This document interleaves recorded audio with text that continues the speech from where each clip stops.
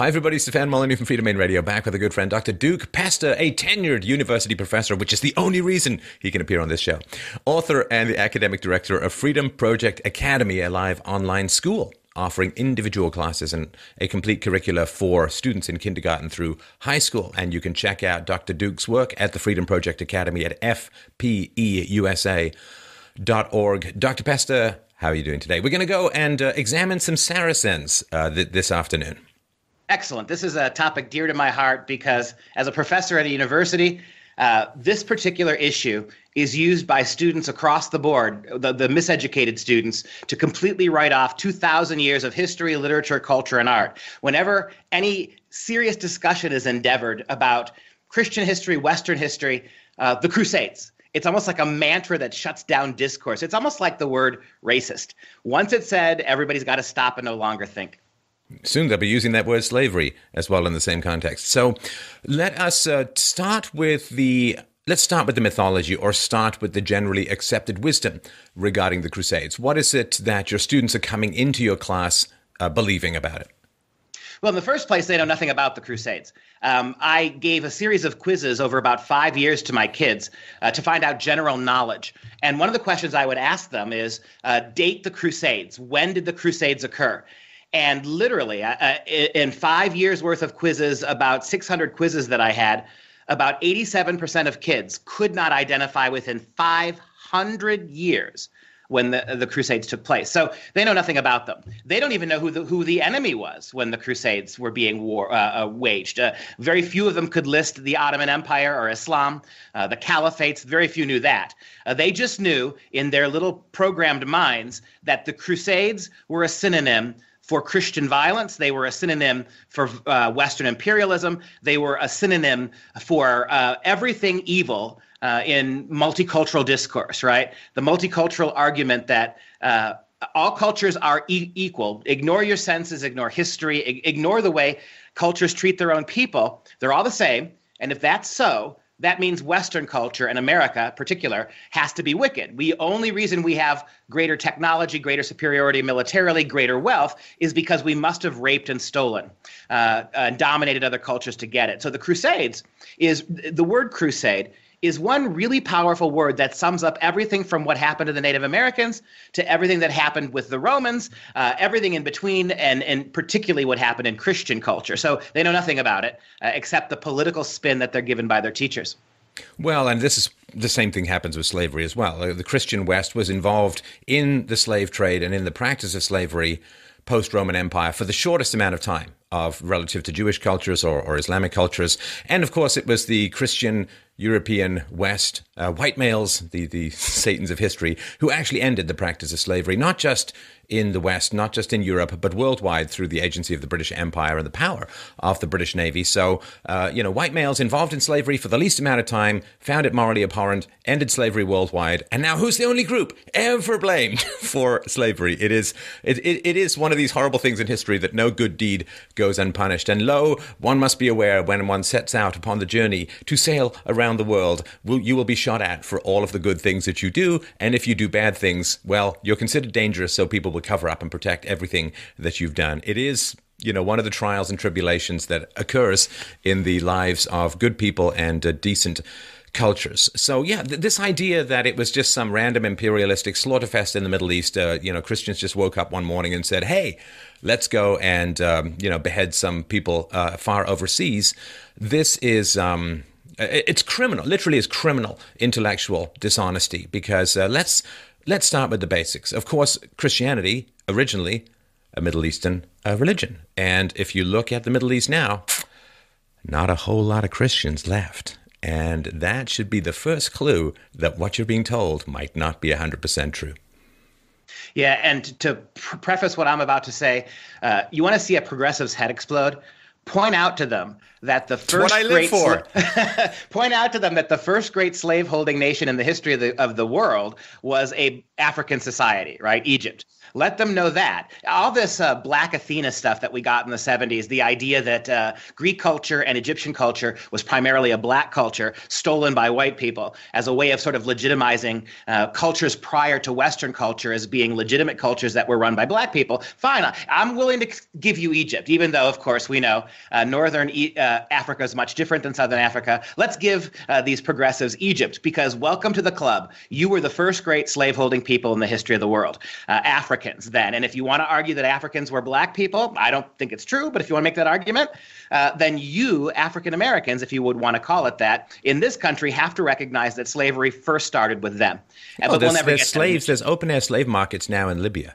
They've emerged in Libya. Some of the migrants are being snatched up. The women are being raped and sold. And where are all the people who are anti-slavery? No. The important thing is what happened among 4 or 5% of whites and a lot of blacks, slave owners in America 150 years ago. That's the only important thing about slavery. The fact that it's currently going on in Libya apparently doesn't matter, because you can't guilt Libyans into giving you money. So, okay, we'll come back to slavery, because historical Islam and slavery is something that is a little bit under examined. So before the Islamic conquests began, and we're talking, of course, Islam developed in the Middle East in the early 7th century. We're going back, baby, 1300, 1400 years. So 622, Islam begins to develop and conquers most of the Middle East and North Africa within 80 years. Now, this is a big thing. Before Islam, the Middle East, there's Christians, there's Jews, Zoroastrians, Arab polytheists, and Greco-Roman civilization, and so on. So it was a multicultural mosaic. Multiculturalism considered to be a good thing. Multicultural mosaic. And then Islam came along and was initially somewhat peaceful, tried to convert by the word rather than the sword, and then seemed to, not stay the course, so to speak, and became fairly aggressively expansionist. Right. In the middle of the 7th century, like you said, 600 plus years after Christ, you have Muhammad, who looks around the world surrounding him, and he sees primarily Jewish and Christian peoples. And so what Muhammad does is he takes a lot from the Old Testament, takes a lot from the New Testament, takes a little bit from the old Persian mythologies, and creates a religion that centers him as the prophet. And within his lifetime, before he was even dead, the warmongering, the colonial ambitions of Islam had really come to dominate. People who want to talk about the Crusades, and we're talking about the 10th and 11th and 12th centuries. We're talking here as early as the 8th century, as early as 732 AD. Within 100 years of the founding of Islam, you have the famous Battle of Tours, where Islamic armies, the Umayyad Caliphate, people don't know this, the Umayyad Caliphate was the 5th largest empire in the history of the world.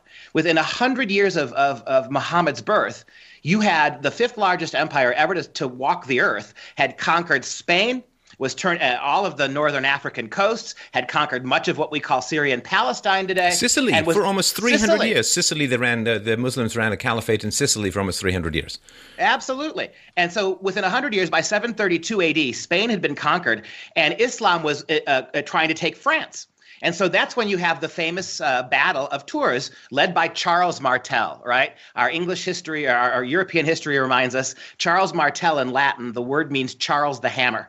And what he did is he systematically pushed the Islamic invaders out of France. So in other words, for about 400 years, before there was a single European crusade to the Holy Land, you had all of the major battles between Islam and Christianity fought on Christian territory by encroaching Islamic armies that were not the least interested in peace or coexistence. It took 4 centuries for Europeans to take the battle to Jerusalem. Let that sink in for a second. It was a 400-year war before a single battle was fought on Islamic territory. And that tells us something, right? That it's not that the Europeans were being reactionary or they were sending crusader armies simply for loot and plunder. This was an existential struggle for the survival of Europe. It wasn't Europeans trying to conquer Islamic territory. It was exactly the opposite.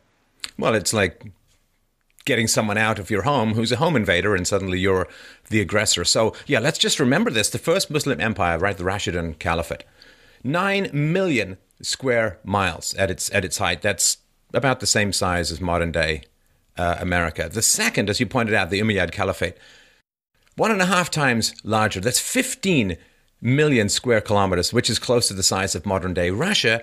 And if you want to compare that, the Roman Empire, remember how bad and colonialistic and imperialistic the Roman Empire was, the model for the Star Destroyer these days, it seems. So the Roman Empire, after 800 years in its prime, 5 million square kilometers, 1/3 the size of the second Muslim empire. And it took 800 years, second Muslim empire, about 100 years or so. So very expansionistic, very aggressive, and it very thoroughly subjugated Christians or non-Muslims within its borders, right? You had Christian heavy taxes, 20%, which was enormous back in the day, imposed upon Christians. A lot of people had to convert or face true financial ruin. And there was a lot of this convert or die stuff that went on back in the day. And it did not spread necessarily by the force of its arguments or the persuasiveness of its theology. And so when this sudden, a very brutal and expansionistic ideology has emerged and is spreading across the known world at the time, then when the Christians decide to fight back and retake their lands, suddenly they are the aggressors. I mean, it's almost like the non-Christians have been in charge of historical teachings. Yeah, I agree 100%. And let's be very clear. I don't like to look back at history, especially history 1,000 years old, and try to pick moral winners and losers in the sense that we must recognize that the Europeans weren't doing nothing when Islam came along. They were warring amongst themselves, right? You had emerging Christian nation states warring with other Christian nation states and with pagan nation states. So the idea that somehow we go back now history, whether it's 100 years ago or 200 years ago to the Founding Fathers or 1,000 years ago to the Crusades, and what we're doing is we're projecting our liberal values back on history. What we don't like today, what we in our enlightened benevolences have come to reject, that has to be the filter, the only filter through which we see history. So to be good historians, I think what we need to do is recognize that there was not a culture in the whole wide world that was not militaristic. There were no peaceable cultures. You could cite various sects, for instance, of Christianity or Buddhism that eschewed violence, but they were part of a larger movement that was protected by military might. Certainly with Christianity, that was true. Judaism, it was true. All the major religions. So war was the norm. Conquering territory was the norm. We recognize that now as a bad thing, but for them, they didn't.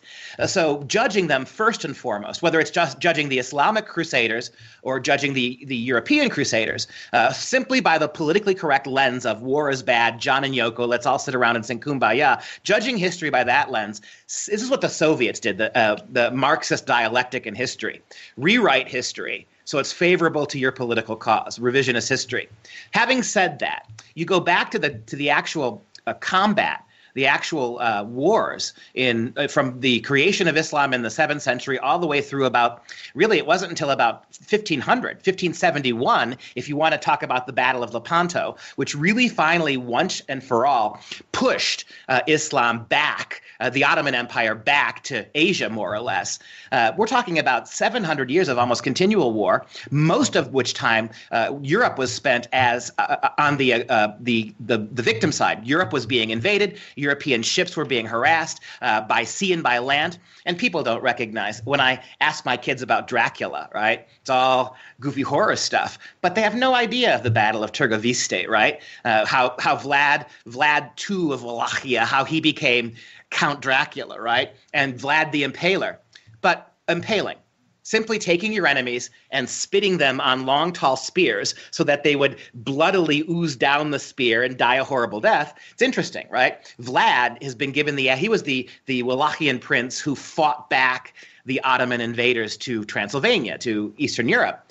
He's called that, the Impaler, simply because he did what the Muslims were doing. Impaling was a Muslim form of punishment. When Muslim armies conquered Christians, they impaled them, man, woman, and child. They pierced them with spears. They let them writhe on those spears till they died. And so all Vlad did was, when he finally defeated the encroaching Muslims, is he gave them a taste of their own medicine.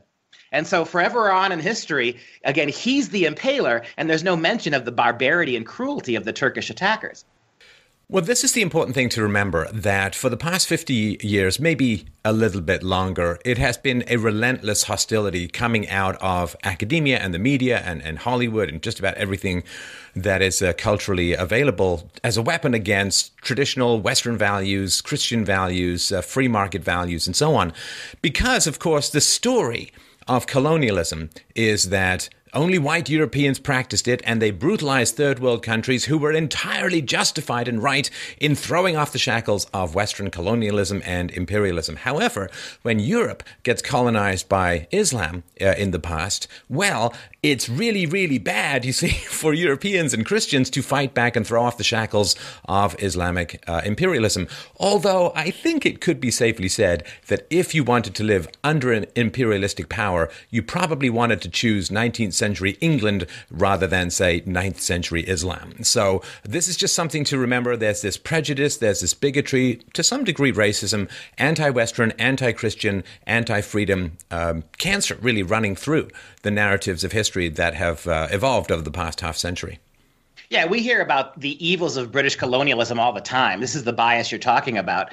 And yet, as bad as the British were, think about the entire Hindu custom of the untouchable, right? For about 1,000 years, an entire class, the overwhelming majority of the population of India was considered untouchable. You couldn't touch them. They were diseased, right? They were left in squalor and poverty and misery. Whatever you say about the British, they ended a lot of that stuff. And this is the other thing. It drives them nuts when you point out that if we recognize, and you have to recognize this, because this is how the left wins these arguments, by cutting us off from the totality of history. Let's just focus on the evils of the West, the evils of the white male, the evils of the British or the Christian or the American soldier versus the Indian. That's how they do it. If we understand and accept the premise that colonialism, genocide, oppression, tyranny, these were aspects of almost every single human culture that's ever been around. We accept that historically unalterably true premise. Then it makes their heads explode when you point out, so they're really mad progressives that the West just did what everybody else was doing better, right? They not only did they invent better, not only did they create better, they conquered better, right? Let's just admit that. And if you admit that, I love what Dinesh D'Souza, right, who was obviously born in India, Indian parentage. He has a wonderful article he wrote a few years back. It's called Two Cheers for Colonialism. I can't quite go three, D'Souza says, because of course there were oppression. Of course there was tyranny. But how much better off is the Indian continent, for instance, because that the British, for all of their methodical ways and their occasional brutality, were much, much better conquerors, much, much better rulers. You couldn't have had Gandhi in the old Indian system, right? But you could have had him in those British law schools that he went to as a colonialist who visited England, right? So that has to be acknowledged as well. There is a direct statistical correlation between a history of British colonial rule and present-day economic and political freedoms, as well as higher standards of living.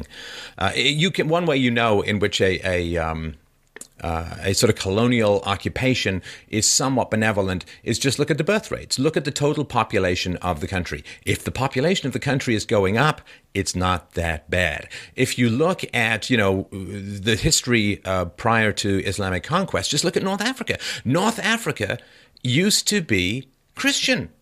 I mean, it was the home of Saint Augustine and Saint Felicity, Perpetua, the martyrs and so on. It was central, North Africa, central to the development of Christian tradition and thought. And within one generation after the Prophet's death, it had fallen to Islam. And it used to be an entire Christian civilization, North Africa.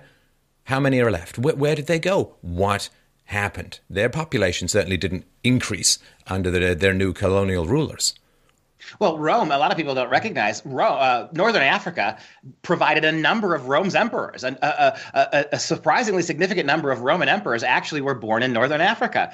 And so the idea, perfectly in the heart of Western culture.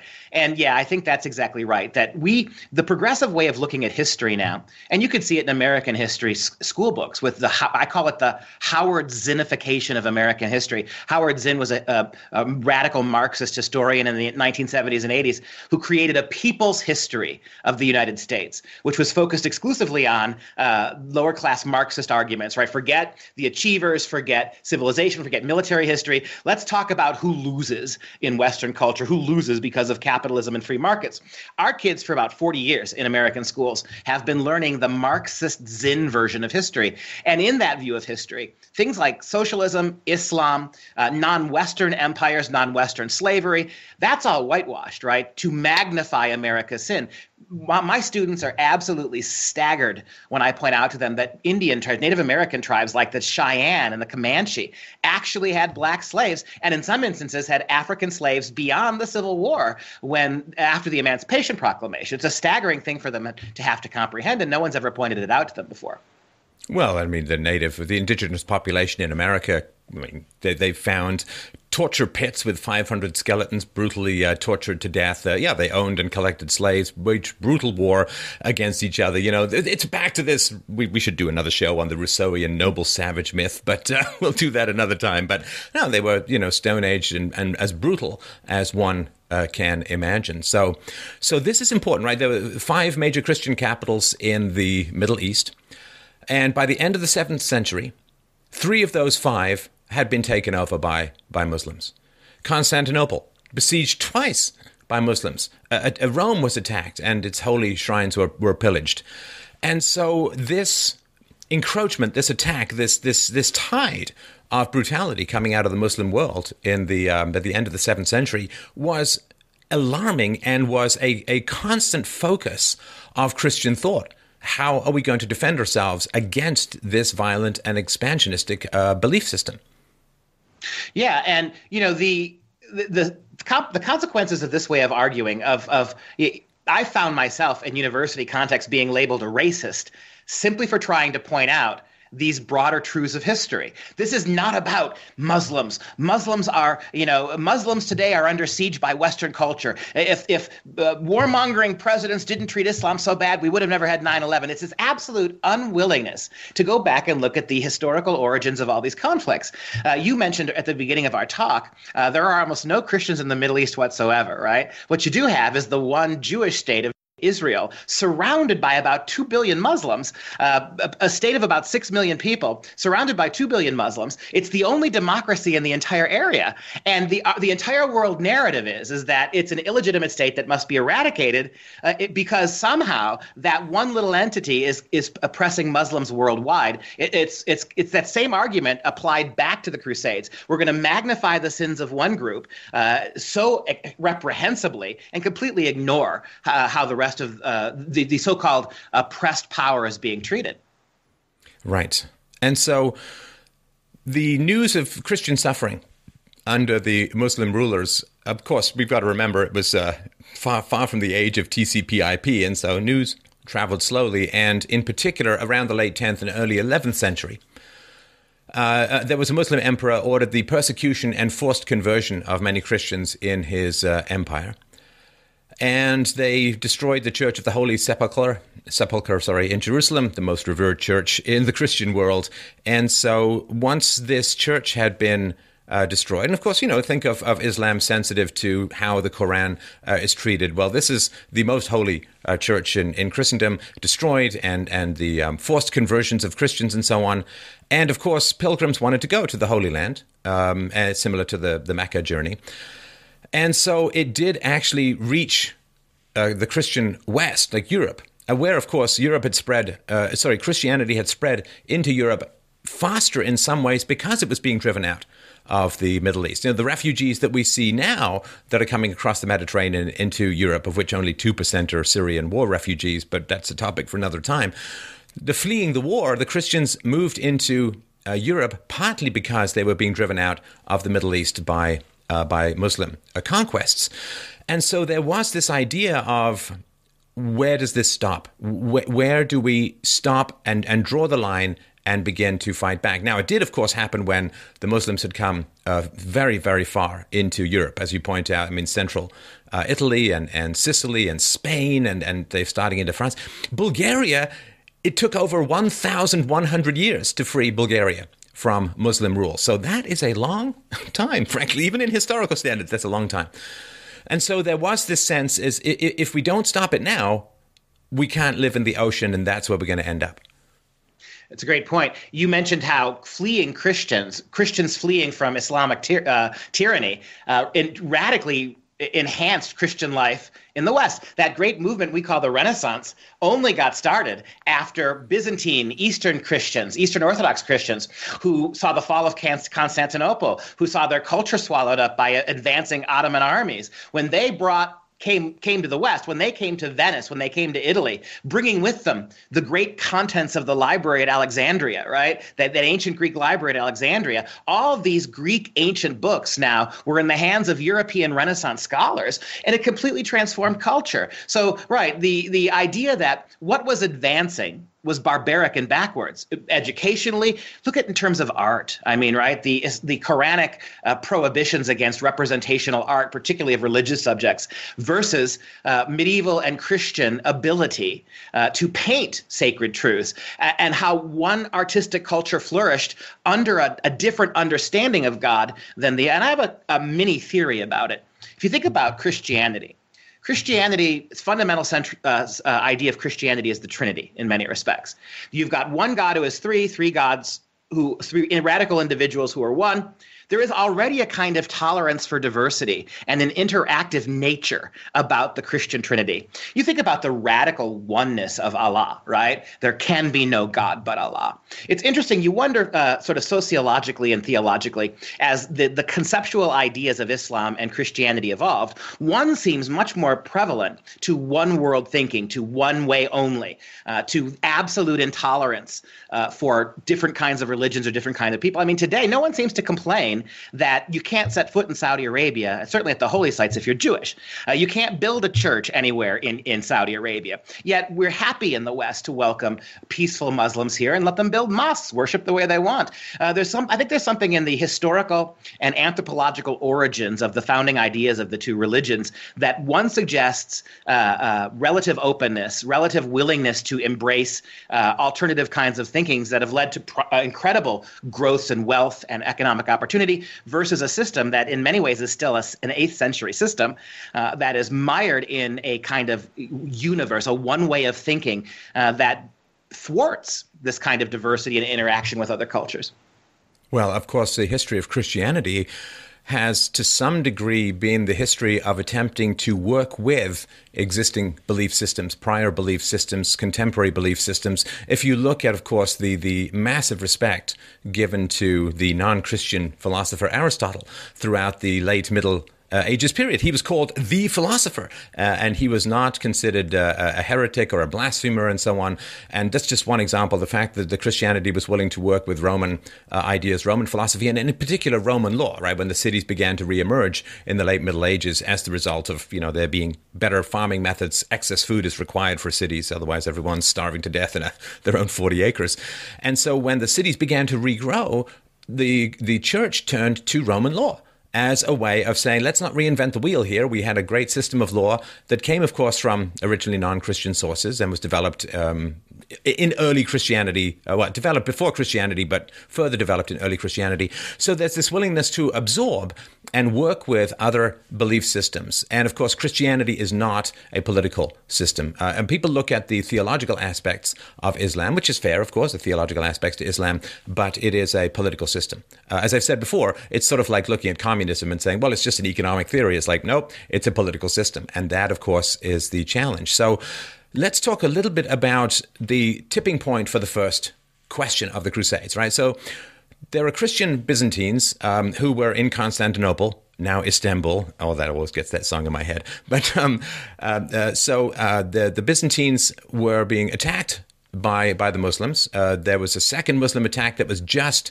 barely repelled. And this battle between the Christian Byzantines and the Muslims went on for hundreds and hundreds of years, successes and failures on both sides. And the Byzantines were never able to recapture their territory. And they tried, of course, they were devout Christians, they tried to recapture Jerusalem, but were unable to do so. And because Jerusalem is so important to the Christians, the Byzantines were working hard to recover it from Muslim rule for more than a century. And then the Crusades happened. So here we go. 1071, the Byzantines had suffered a crushing defeat under the Muslims. They lost a huge amount of their territory, and their emperor was captured. And so from 1073 to 1095, the Byzantines were begging members of the Western nobility and Christian leaders for military aid.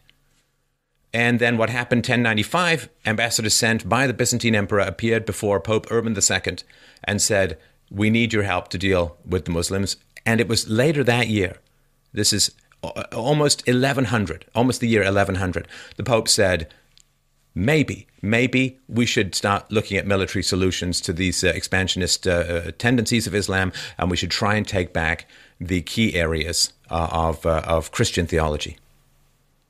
Yes, and the one thing we haven't yet mentioned that it's so obvious that the fact that nobody mentions it is why our kids have forgotten it.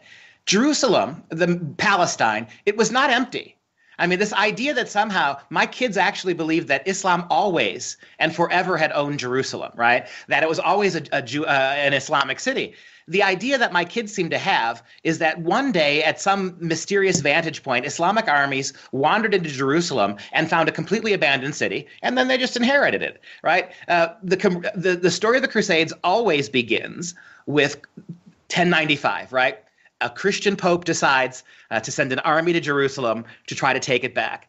But the back is the key. For 400 or 500 years, Islam had been advancing and conquering. They had taken brutalized the inhabitants of Jerusalem when they took the city. That doesn't count as crusade, doesn't count as colonialism. It's only that pivotal moment in 1095 when, and it reminds me of today's circumstance. Any attempt on the modern Western world to fight back or to even try to stem the tide of immigration from certain highly politicized, radicalized nations, that's considered racist, right? So it feeds, and you see how much worse it gets. If we treat our history this way, right? If we refuse to see the complex interactions of different kinds of people from our history, how in the world can we deal with today's problems? We can't.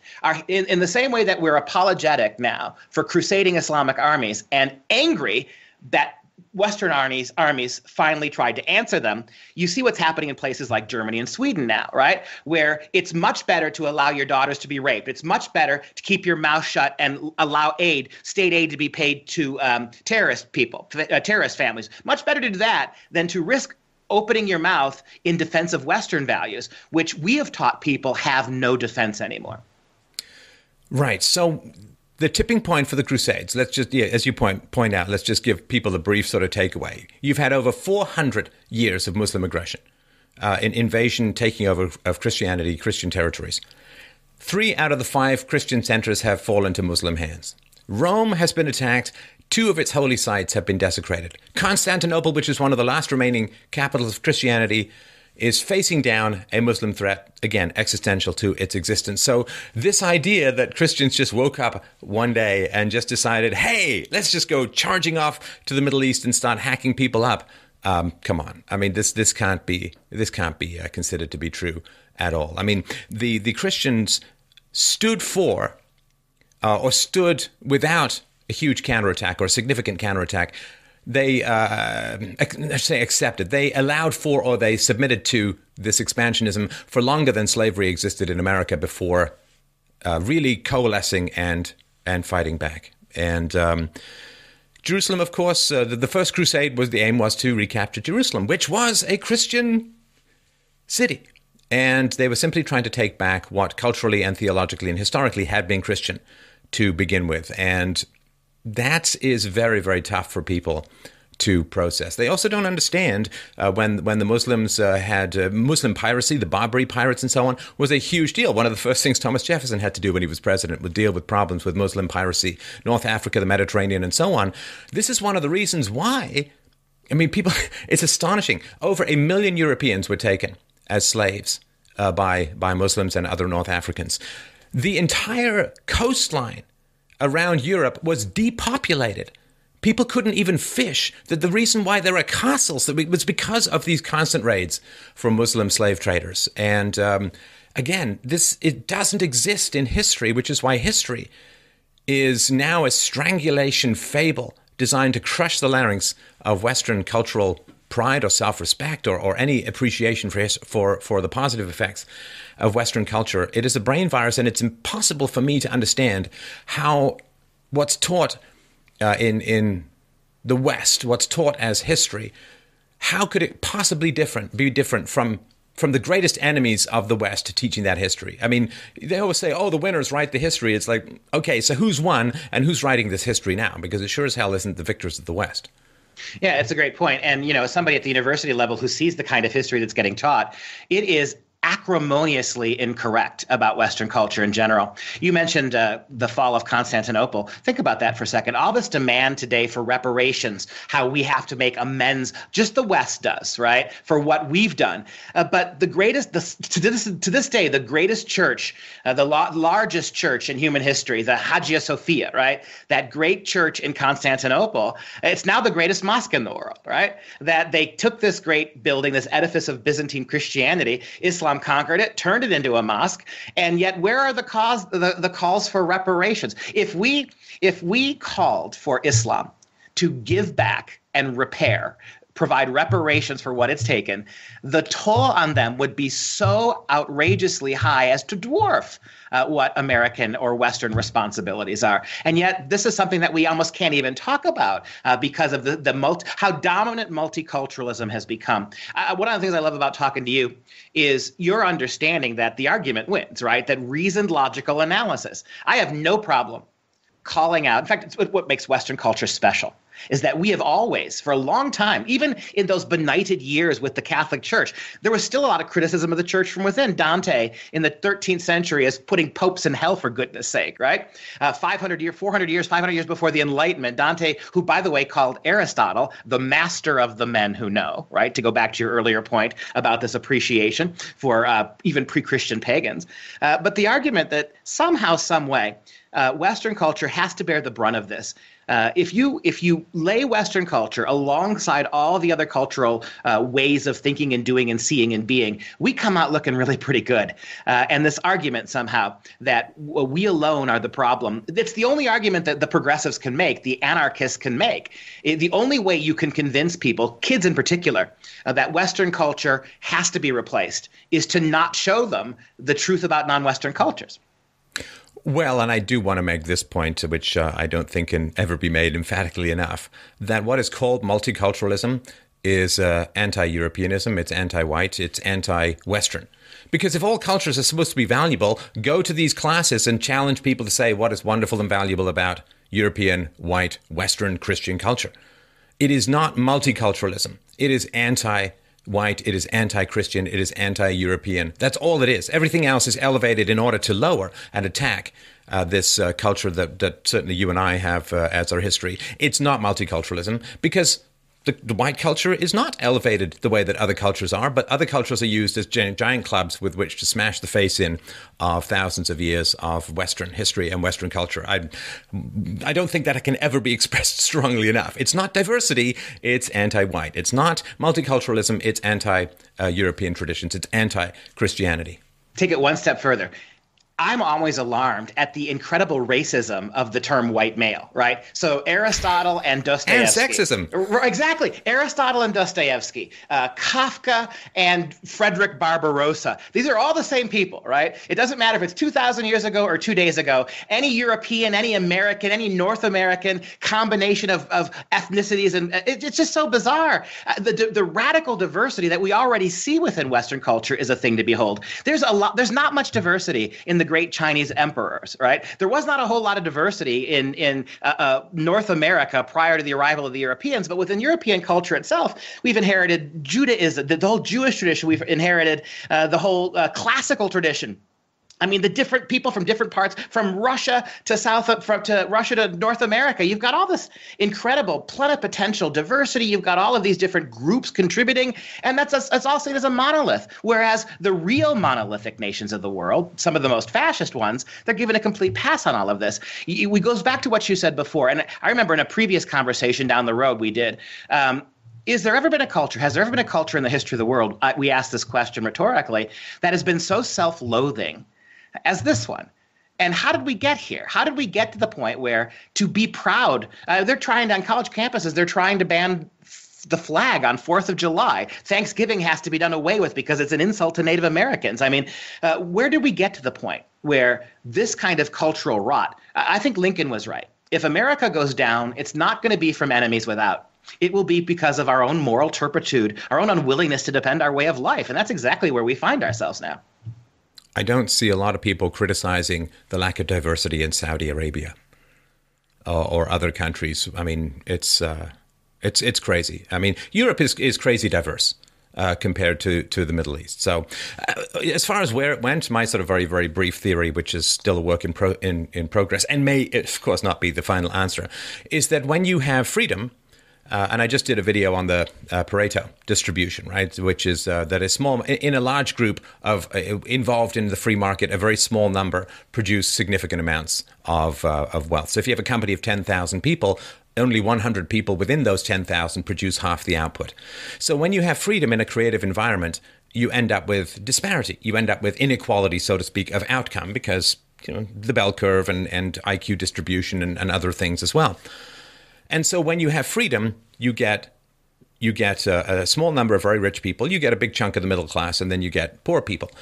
And when you have that kind of inequality, it opens up a big hole in the side of your culture for people to worm in and say, oh, those rich people, they're only rich because they stole from you. And to arouse and rouse up the resentments of the poorer people, of the less intelligent people on the bell curve. And from that, you can start to set the rot in. And until and unless we understand this Pareto distribution, the bell curve in terms of IQ, it's forever going to be an open wound that can fester because freedom does produce inequality. And then when you get inequality, you get all of the class baiters who come in and tell all the poor people to hate the rich people, and then you tax the rich people, which destroys your productivity from within. So this is just fundamental things we need to, I don't know if we're going to be able to turn it around this time, but it'd be great to remember it for next time.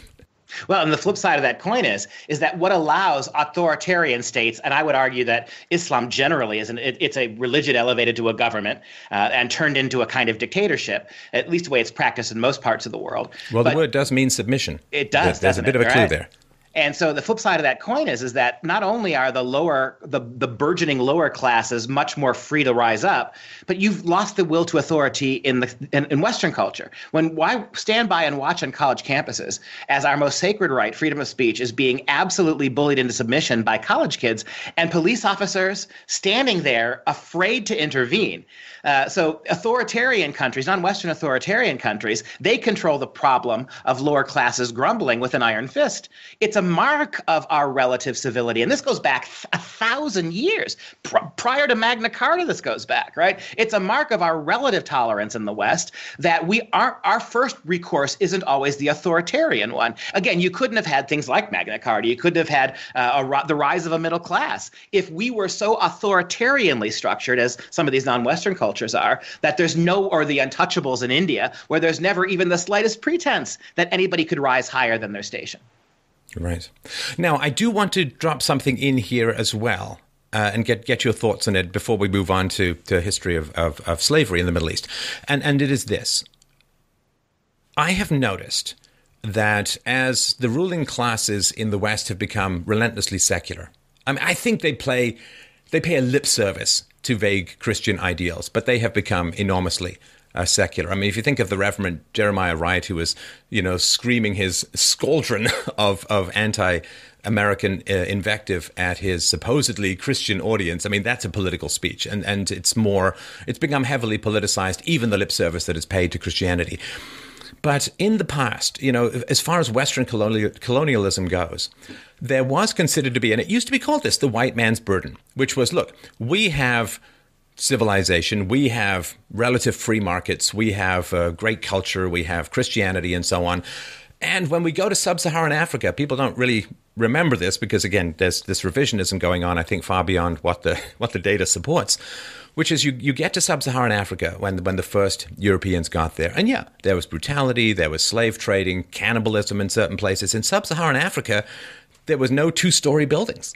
This is in the sort of 15th, 16th, 17th century. No written language. They hadn't invented the wheel yet. And there was this idea of, there but for the grace of God are us. So there was this idea of the white man's burden that we're going to try and bring civilization to a stable government. We're going to ban cannibalism and we're going to ban, the Suti in India, you pointed out one of the things, the bride had to throw herself on the funeral pyre of her husband and burn to death. And then this idea that we kind of, by the grace of God or philosophy or luck or whatever, we developed some pretty cool stuff. We want to bring it to the rest of the world and try and bring everyone up to our level.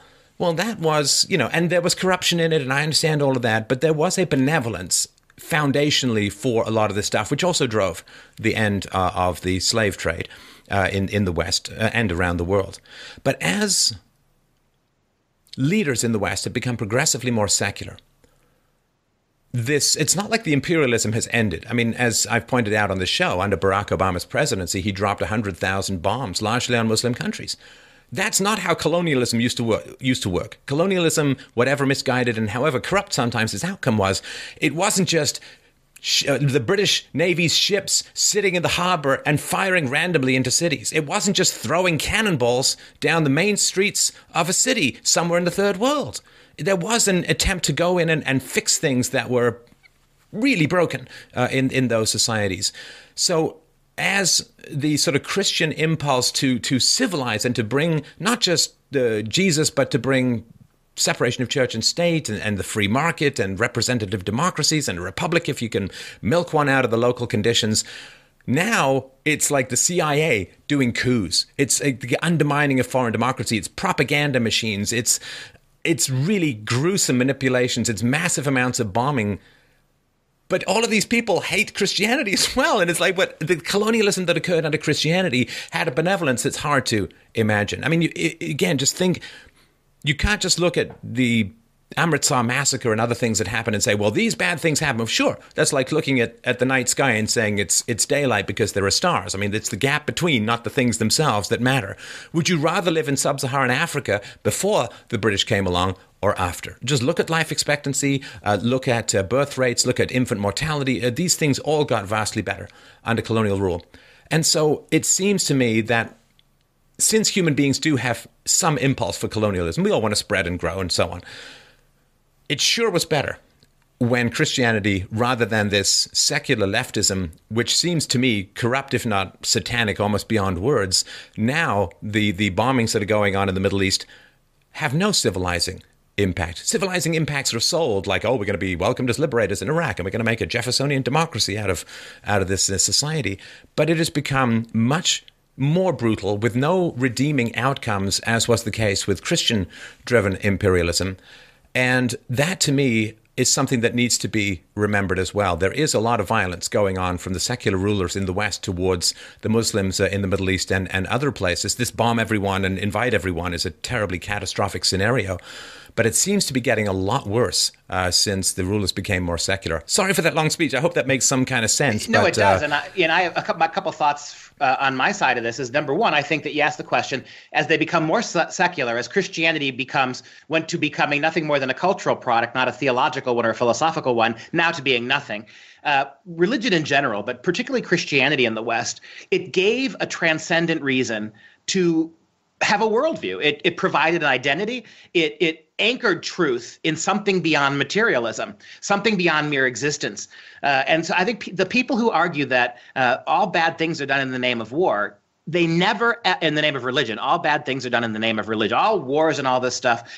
But they never point out the opposite side of that, the positive impact of religion, or the idea of religion in human affairs, human politics, government. The white man's burden, as you say, this tendency. Despite the bad things that were part of the Western colonial legacy, look at the results. I mean, India is a better place than it was before. Look at South Korea. I mean, just look at the difference between South Korea and North Korea and the impact of Western values, Western importation, Western defense of South Korea versus what happened in North Korea. One peninsula, night and day differences.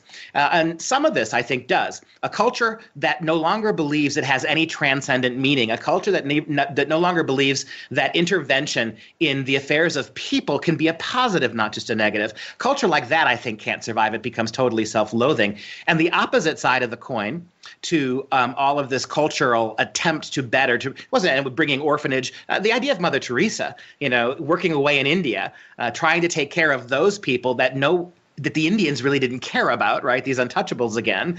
Now, in progressive circles, Mother Teresa's viewed as an interloper, right? She's a kind of a quasi-colonialist who's imposing her religion on innocent non-Westerners. That's the progressive rewrite of Mother Teresa. And so if you look at the flip side of the coin of that particular rationale, you get cultural appropriation.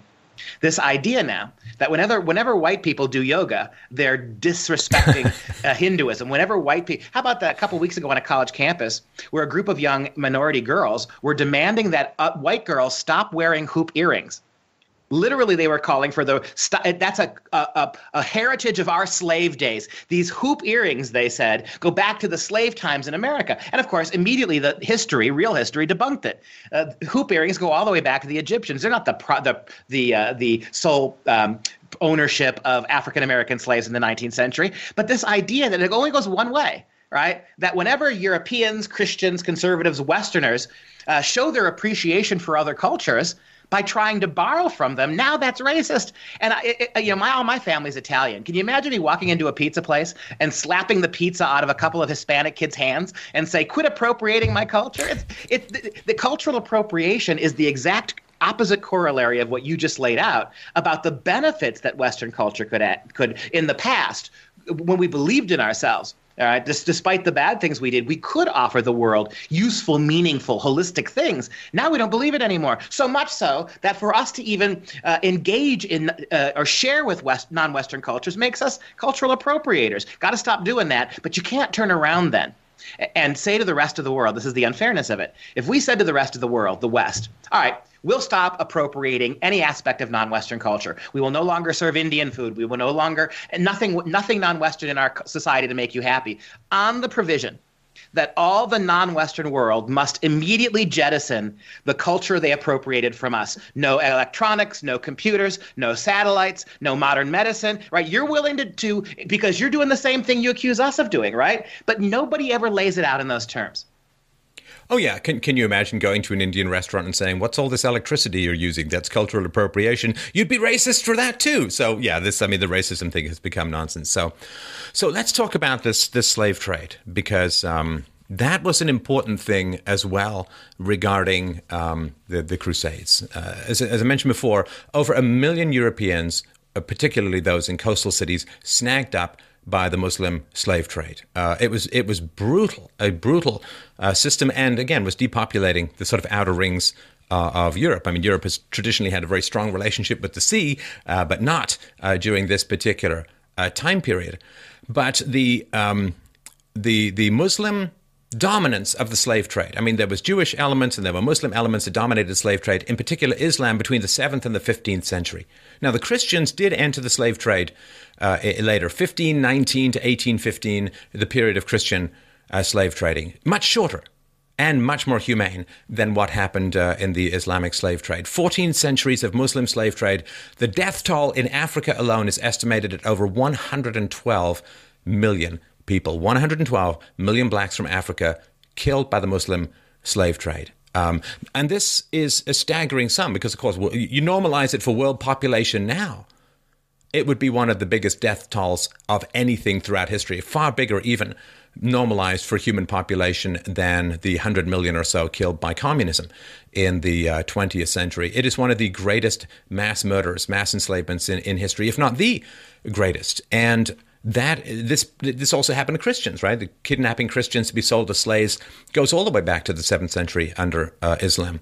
I got a quote from a historian who said, "It was the perpetual raiding of Muslim pirates and slave traders that brought about the abandonment throughout southern Europe of the scattered settlements of classical times and the retreat to defended hilltop fortifications, the first medieval castles.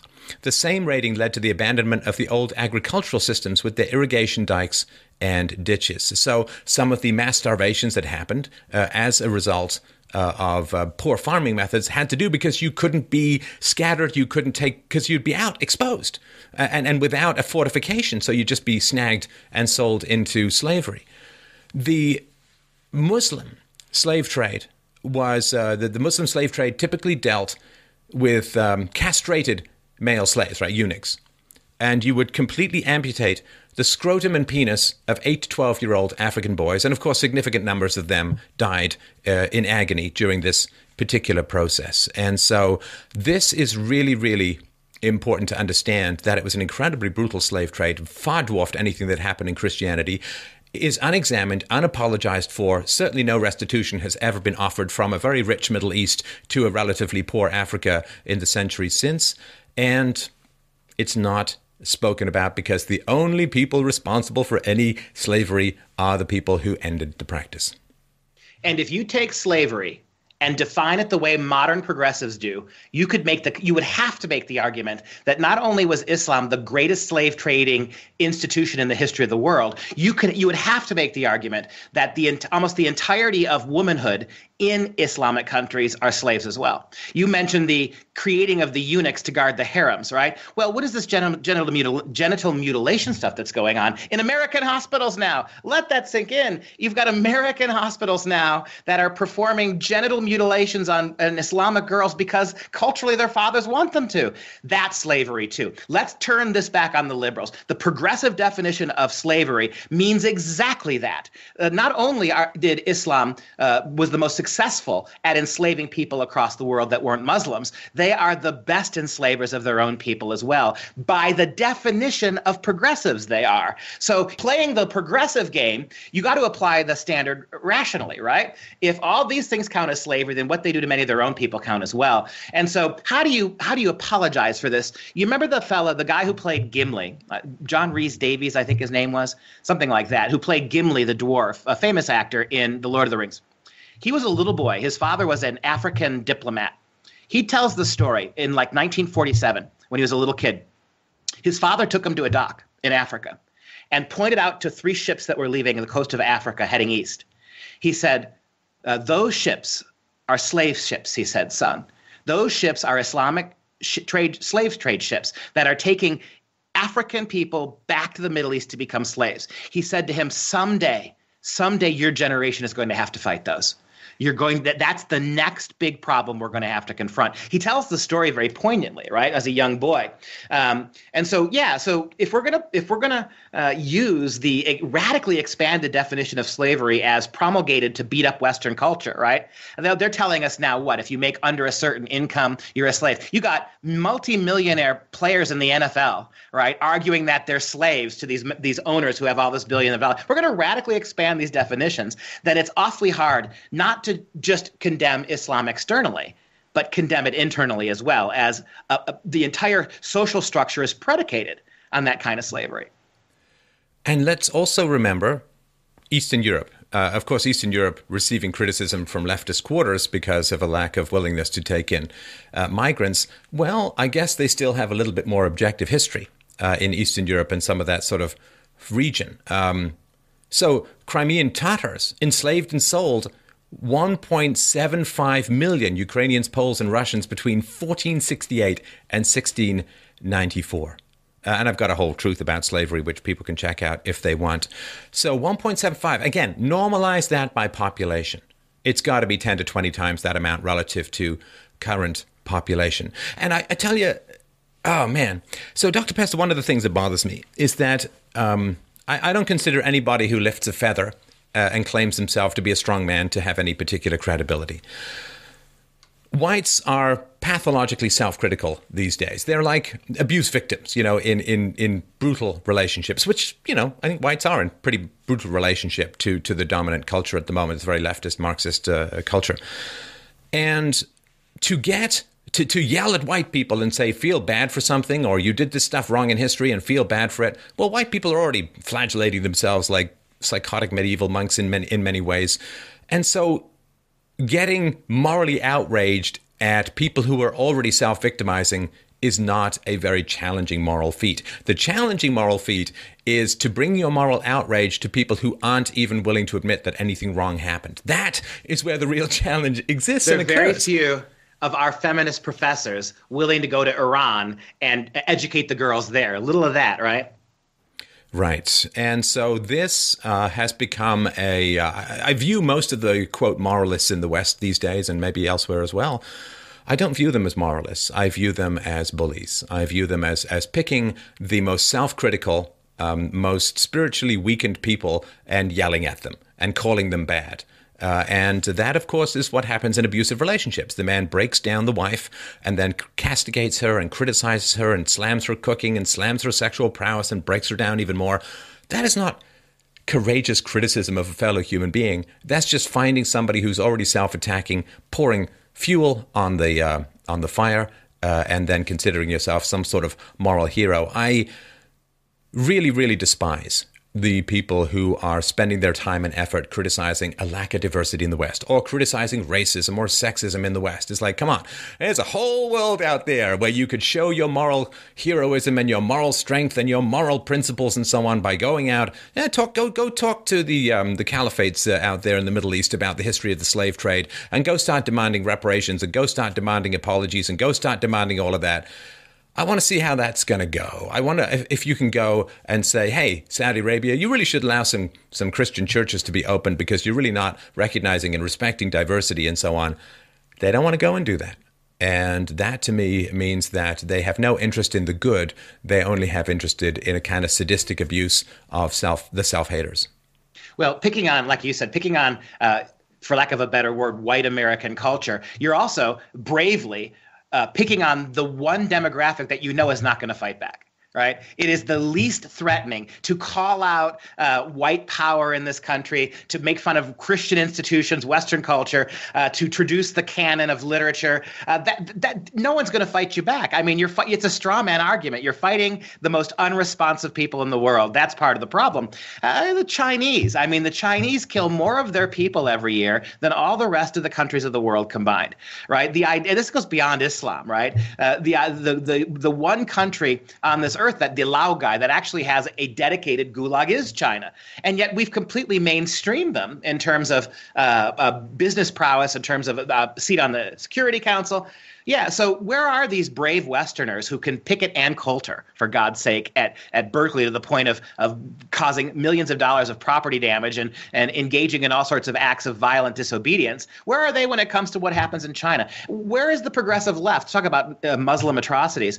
The progressive left that is very concerned about genocide could care less about the Armenian genocide. You've got high-weight Democrat politicians who are denying the genocide of the Armenians by the Turks simply because it's fashionably unmulticultural to do so. We talked already about how every offense by the Jews in Israel is magnified, and what they're surrounded by every day is largely minimalized, right? We've seen the human hostages. We've seen the fake video. We've seen Palestinians as young as 3 and 4, right, in military gear throwing stones at police officers. And there's this moral equivalence, right, between the two sides is exactly what the problem is. And it's until the West decides, and I go back to what you said a little while ago, I'm not sure you can reverse this now because we're turning out more and more generations of kids who are more and more being taught this every year. So as bad as you and I had it, and as bad as our kids are getting it, imagine what our grandkids are beginning to get, right, in the elementary, middle, and high school. So the only way you win this, and the founding fathers were right, the republic will stand as long as you have two things: an educated and a moral population. Right? We can talk about the morality aspect perhaps another time, but certainly as far as education goes, I think our entire chat today suggests there are horrific dangers of the kind of miseducation, the kind of anti-education that we're giving our kids about our own country and our own way of life. It won't stand. If we cannot convince our kids that freedom is better than slavery, that free speech is better than censorship, if we don't have the guts to show our kids America, Western culture's demerits, alongside the demerits of the rest of the world, then you could make a solid argument that we don't deserve our own civilization. Well, I certainly think and hope that our conversations can help to generate that kind of courage in people. You know, we're like a sandcastle, and time is like the waves. You know, we have to defend, we have to rebuild, we have to protect, because everything falls apart, everything falls away that is not rigorously protected and defended. Your freedoms will wash away, your independence will wash away, your liberties, your egalitarianism fantasies will all wash away if you don't actually protect and defend what you have. And everybody in the world wants what everyone else has. And there has been, I think, particularly in higher education, and you would speak to this much better than I could, Dr. Pester, but I think there has been in higher education a pretty relentless dumbing down. It goes back to what Harold Bloom was talking about decades ago. But as the gates of academia have opened up to allow more and more people in the fantasy, say, oh, well, people who have a college degree are really, really smart and they make a lot of money. So let's have everyone get a college degree so they can become really, really smart and make a lot of money. It's like, that's not, no, that's not how it works. Smart people go to college. College doesn't make people necessarily smart. Tall people get on the basketball team. Putting a short person on the basketball team doesn't make them tall.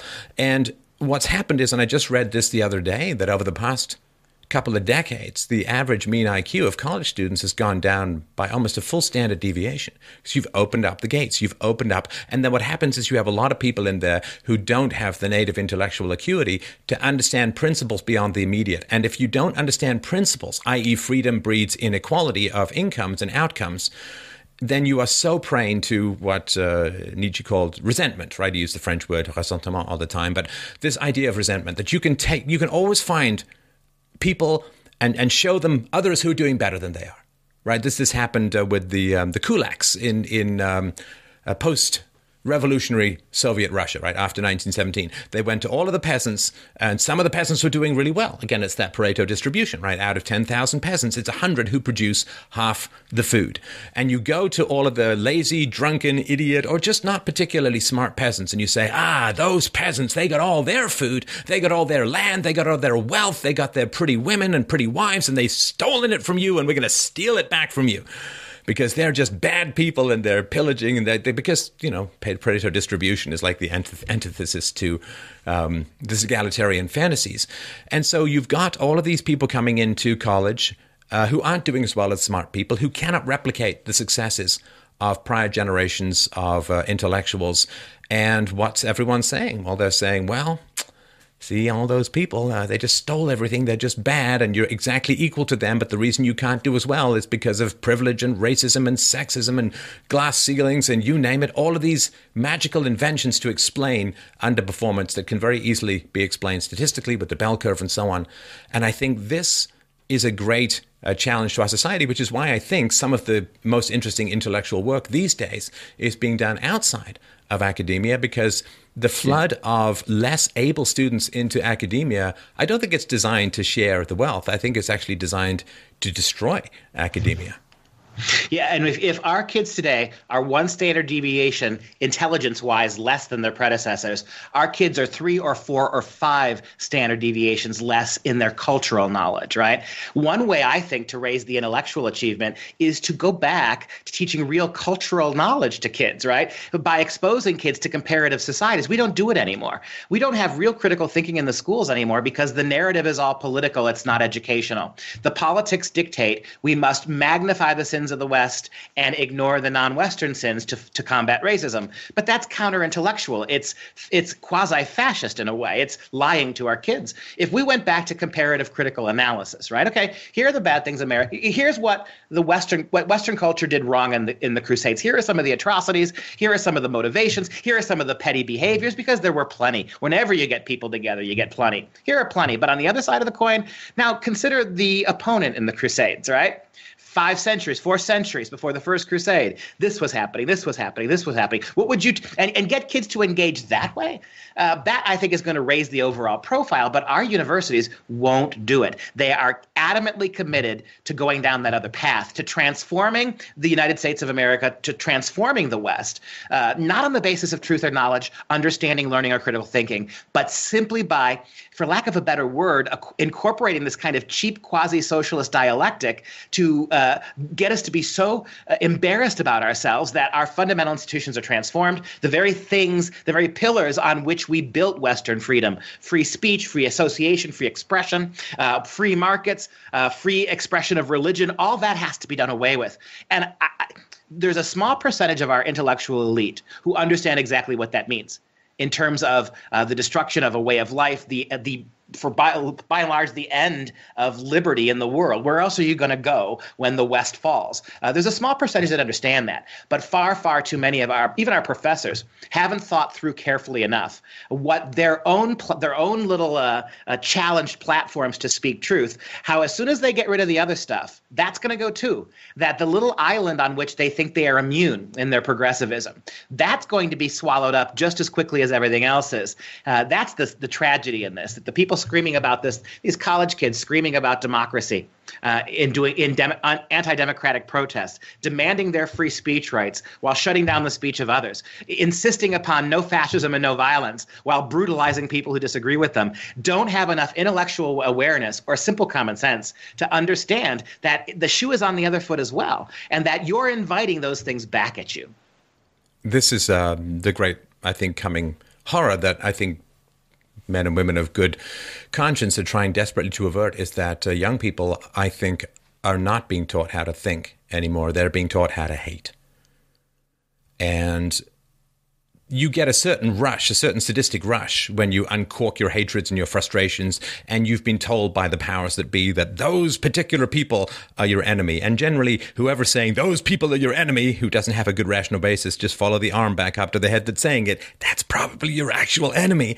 But they're not being taught how to think. They're being taught how to hate. And that gives you a certain amount of power until the objects of your hatred begin to hate back. And I think that's starting to happen now. When you look at the pushback with the free speech riots and so on, well, people are showing up now and they're willing to fight back. And that, I think, is where the civility of society really hangs in the balance. And that takes us all the way back as a nice segue as we wind down to the Crusades. In reality, the Crusades were not some spur-of-the-moment attempt by Western peoples to dominate and punish non-Western peoples. It was a response to a civilization that was under attack. Their civilization, their worldview, their beliefs, their religion was being assaulted by an aggressive, powerful enemy. And after centuries of that kind of oppression, they fought back. And we're all better because they did. Western culture is better because they did, and world culture is better because they did. We are in a similar situation. If we are not willing to fight back, and primarily intellectually, philosophically, right? But sooner or later, as we're beginning to see, as that side becomes more violent, right? If we're not willing to stand up to them and not be cowed by their violence, then we're going to lose this again, right? And what I'm worried about vis-a-vis our talk on the Crusades, we have turned crusading into, like the word discrimination, we have turned it into only a negative word. I tell my students all the time, kids, you discriminate all the time, and you have to. Do you want me to pick your husband for you? Would you be okay with that? No, you're too discriminating for that, right? You don't just stick anything in your mouth. You eat carefully. You discriminate. What about your friends? Do you pick your friends simply by who's first come, first serve? No. We've turned discrimination into one of those words, which is a very useful word, but we've only given it its negative connotation. A crusade, the way the Middle Ages perceived the word crusade, it was a just battle for something worth saving. For survival. It went for survival. We've completely lost that definition. And as long as we continue to do this with words, as long as we continue to teach kids that the worst interpretation of a word is the only interpretation when it comes to our values, we're going to be behind the eight ball here. And so fighting back, a lot of different ways. I'd prefer to fight back philosophically. I'd prefer to fight back theologically, intellectually. But at some point, they leave you no wiggle room. Are we a culture, and vis-a-vis the immigrants, too, that are streaming into our countries, are we a culture that's willing to fight for our core values, whatever that means? Or are we going to roll over and let them go away?